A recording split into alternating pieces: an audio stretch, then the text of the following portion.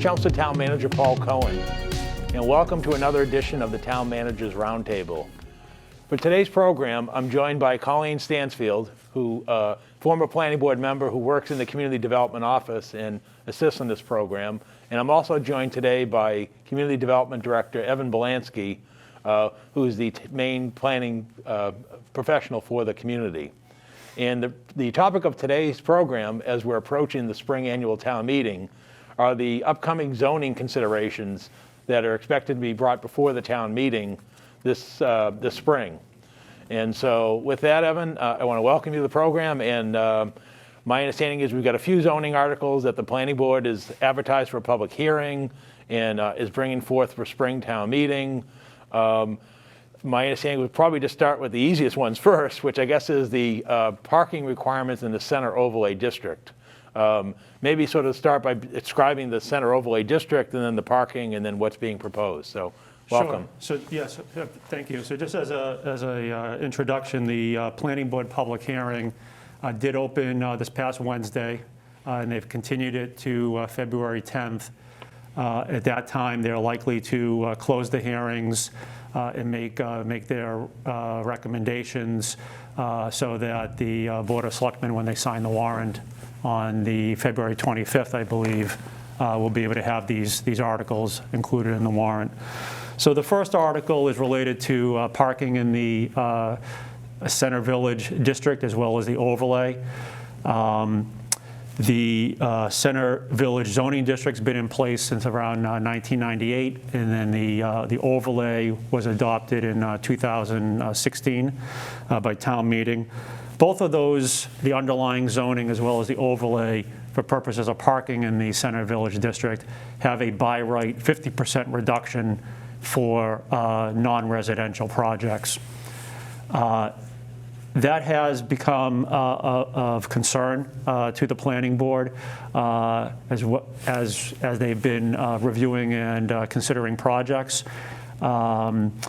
It also has come to light as part of the most recent Gristmill 2 project and the related discussion with the quasi-municipal parking area. In doing so, the planning board has discussed the notion of reducing that 50% by right reduction, and what is being proposed is a 20% by right reduction. And then via special permit, the planning board could increase the total non-residential parking reduction back up to 50%.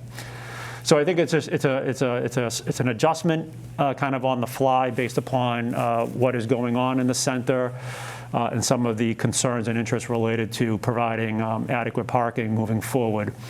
So this item, as I mentioned, has been discussed by the planning board. They actually held a work session on January 13th and went through these articles in detail. So that article, this particular article, seems to be unanimously resolved, is probably the best word. So it's a requirement for more parking. In other words, it's not to reduce. Correct. They can reduce it less than otherwise would be required. Correct. So yes, essentially the planning board, this article would require more parking in the center for each business. Now, how does this work in reality? Given the limitations of parking in the center, what would this mean in terms of development if somebody wanted to convert or otherwise have a facility in the center, given the lack of parking? It's fairly limited in its applicability. It would be applied to any significant change of use. Mm-hmm. So if someone wanted to open up a new restaurant mm-hmm. In a space that wasn't the restaurant, this would be triggered, or any new construction, it would certainly be triggered. So the overall applicability is somewhat limited. Right. Much of the square footage in the center is what it is, and there's limited parking to begin with. So, for example, we recently had the opening of the Mill House, the coffee place in the center. Like, what would that mean in that instance in terms of what they were required to do and what would they now be required to do, and what's the reality of what's possible out there in that type of a situation? In that particular case, they don't really have any indoor seating associated with the coffee shop. Okay. So the zoning parking requirements are based upon seats. Okay. However, if they were proposing 2, 4, 5, 10 seats, mm-hmm. they likely, this certainly would be triggered, and they may be challenged in finding the required number of parking spaces. So it's in some cases, it will assist the planning board in the community in providing what they believe is adequate parking. In other cases, it could be a constraint for a potential business for meeting these requirements. Now, there's been a lot of talk about the municipal parking spot, which we all know is, not really ours. With that gone, are you going to show every other parking area in the round? I know we have that graphic. We could certainly show a map displaying existing municipal parking and private parking. We could show that. I'll have to look into it and overcomplicate the issue. You think? I don't know. I haven't really given it much thought. I think the article in and of itself is fairly straightforward. The challenge is that if town meeting wants to engage in a conversation about overall parking management in the center, this could be viewed as kind of a stopgap measure. And there's a variety of opinions and positions on whether there is adequate parking in the center and how to manage it. And that's not really something that the planning board gets involved in directly. They're responsible for reviewing specific projects. Right. And the town doesn't have any parking program. We don't have meters. We don't have any traditional public parking areas that you would find in other traditional town centers like in Andover or Lexington. Right. So it's somewhat of a unique situation, that Center Village finds itself in trying to manage parking. Hence the beginning of the 50% reduction. Yes. Because they couldn't meet it. Gotcha. So it could affect, for example, the former gas station that's at the Triangle. No question. If that were to be redeveloped or. Exactly. Okay. All right, well, thank you. I think it's clear now what the intent of the bylaw is. And then moving on from there, I know we've got one on e-commerce, right, which I guess is the trendy activity. Right? Why don't you explain to folks what e-commerce is and then Sure. what's being sought here? So the zoning bylaw makes no mention of the term or the concept e-commerce. The closest that the existing zoning bylaw comes to is within its definition of retail sales. It does mention that retail sales includes any electronic sales of any kind. So one could make the argument that we already allow e-commerce, but it's only within a retail setting. E-commerce, by definition, involves any type of internet sales, so beyond traditional retail. It could be wholesale, business to business, as well as traditional fulfillment centers. So what we're trying to do here is introduce the concept of e-commerce into the zoning bylaw, define it, and then indicate where and what zoning districts the community feels as though they want to encourage this use. That's what this article is doing. So the first set of articles is to define these terms, the terminology. We're defining e-commerce, and it is essentially an activity of electronically buying or selling of products over the internet. Includes business to business and business to consumer. So that's the key difference between what we're proposing for e-commerce definition and our existing retail sales.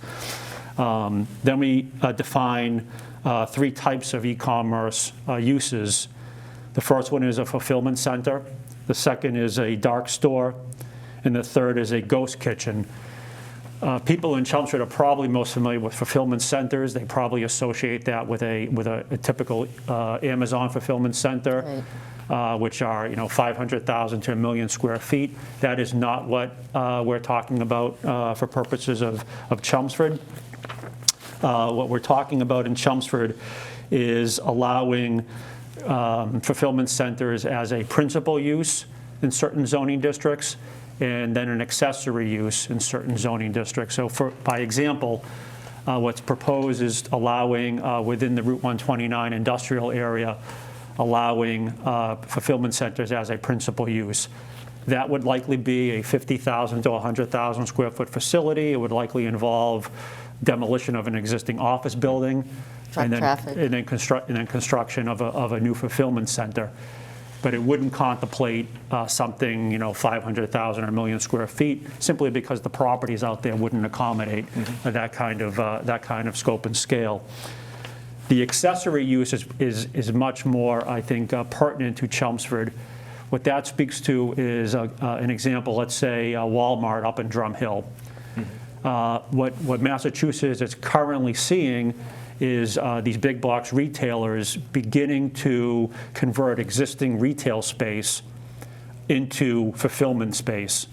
The fulfillment space is designed to serve as that last mile point of delivery. This was recently approved down in Weymouth. There was a Stop and Shop that was an 80,000 square foot building, similar to our Stop and Shop on Chelmsford Street. And Stop and Shop took about half of the square footage and turned it into a fulfillment center.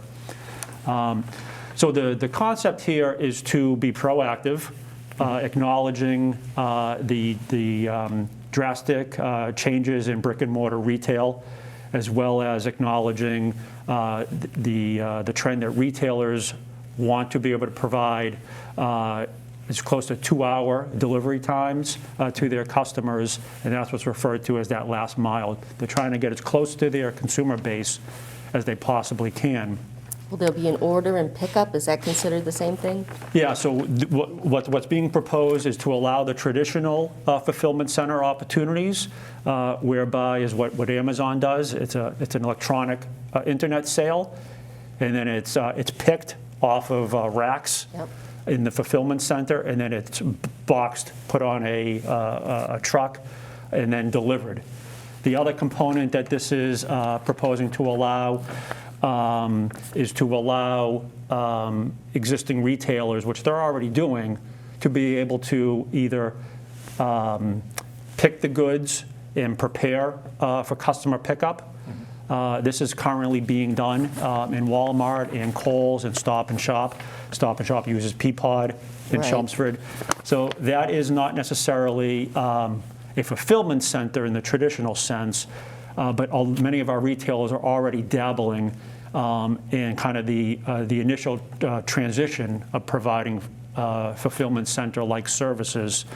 But what this article is proposing to do is to, again, specifically indicate to the retail community, to our businesses, that this is a use that is specifically defined and regulated to encourage them and send a message that this is a type of a business that we're allowing under certain circumstances.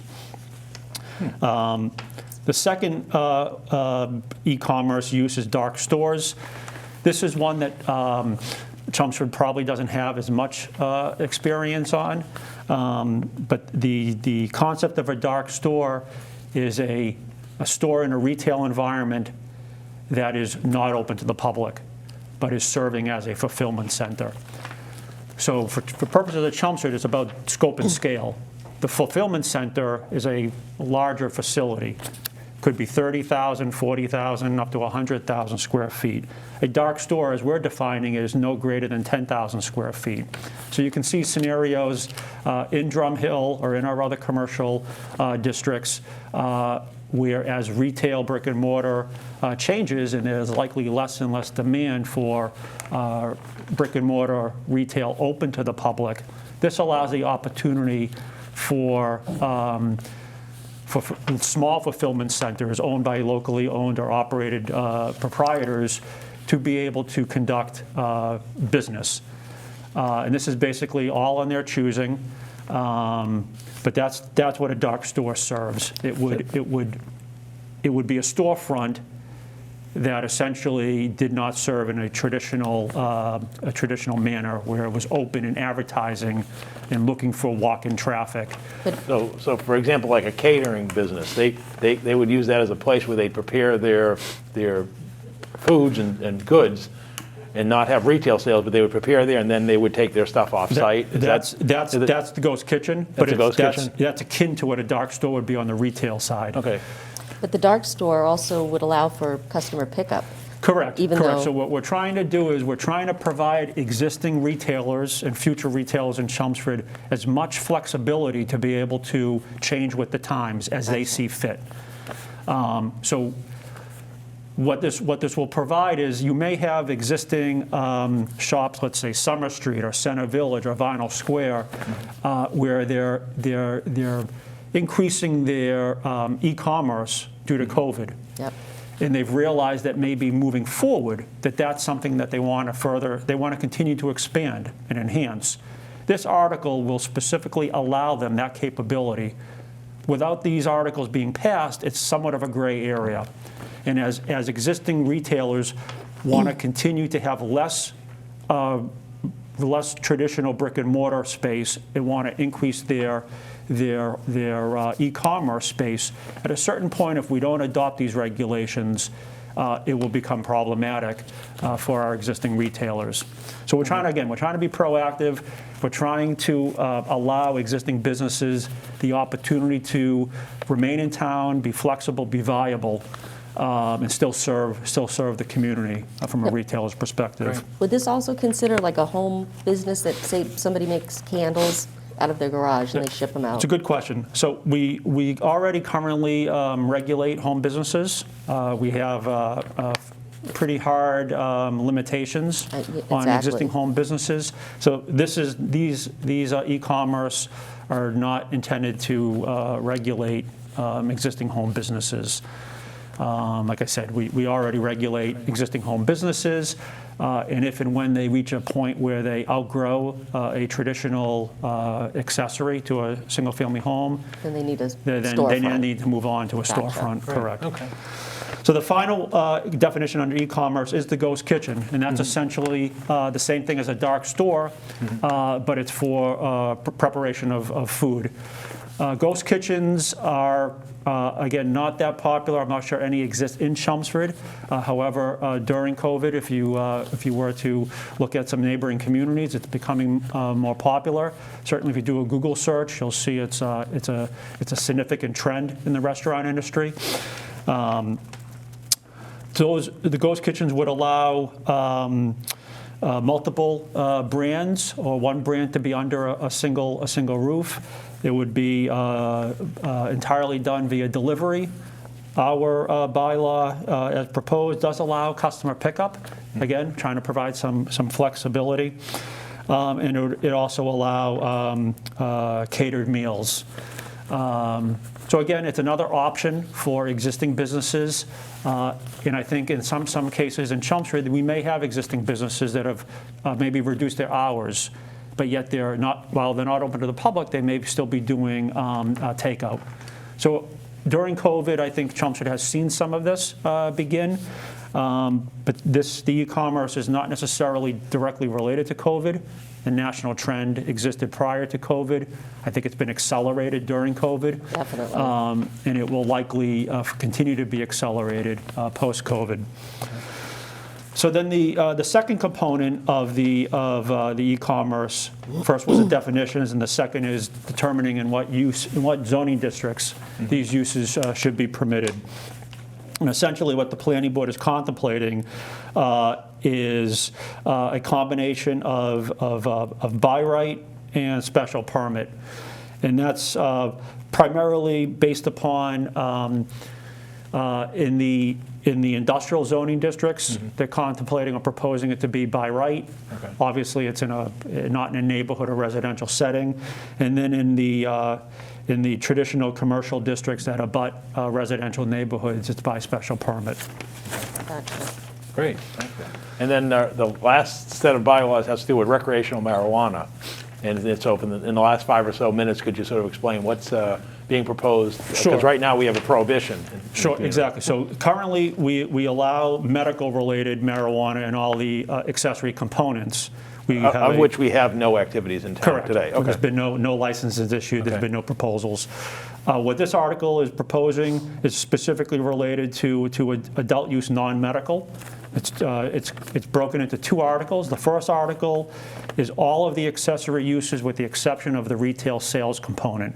So that includes cultivating, a cooperative, a manufacturer, a micro business, a testing facility, a transporter, and a research facility. So again, those are defined uses per the state statute. Those would allow those uses to be proposed without any retail component. These essentially serve they're accessory uses that serve the retail industry. The other one I failed to mention. Oh, I mentioned cultivator. Yes.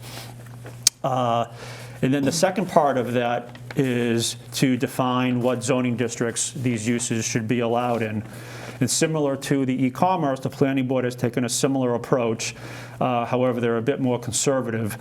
The only zoning district that the planning board is proposing to allow these accessory uses is in the IA zoning district by right.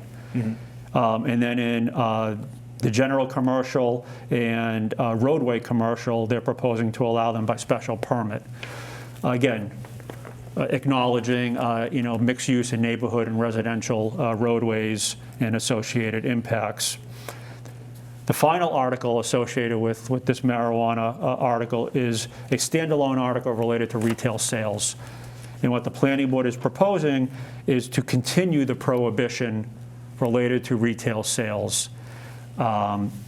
They're not proposing to allow retail sales, but the only way to propose this from a zoning article perspective was to separate the two. What you're proposing to allow related to accessory uses, and then separate out the retail sales as the planning board's continuing to propose the prohibition. So we on define retail. it basically, and then we put it in the use table as a no. Exactly. Okay. And that had to be done in two separate articles as opposed to one consolidated article? It just was clearer, is that what you're saying? Yeah, to make it a bit clearer, correct. I think Correct. it's cleaner too, Yep. So those are the high-level overview of the zoning articles. As I mentioned, the planning board opened they had a work session that was televised and recorded on January 13th. At this point, that's the best one to tune into to kind of get a more detailed overview. They opened the hearing this past Wednesday, and they've continued it to February 10th. And at this point, the town meeting is scheduled to begin, the last Monday in April. Obviously, that may be subject to change due to the COVID, the vaccine pandemic health regulations. But what will happen mechanically is the select board has to sign the warrant, because the bylaws say the spring annual town meeting is held on the last Monday in April, and similar to what we did last year that's how it'll be posted. And then as that becomes clearer, which we expect that there still won't be enough vaccinations and enough of a healthy environment, then you may see the postponement. Like was done last year, where it was postponed till June. We changed the location as well to the high school gymnasium, and then that way, there'll be time. So, and then how it works at town meeting, Evan, just to familiarize yourself with the community, is remind people that when the article comes to town meeting, it's presented to the floor. The planning board makes its recommendation to the town meeting. The select board and finance committee are asked their recommendations. And then in order to modify the bylaw, it requires a 2/3 vote of those voting at the town meeting. So it's deliberately a high threshold in that process. Right. In between now and likely a delayed town meeting, the planning board will continue to further discuss this with the community. So I think that extra time provides some extra time for education and awareness.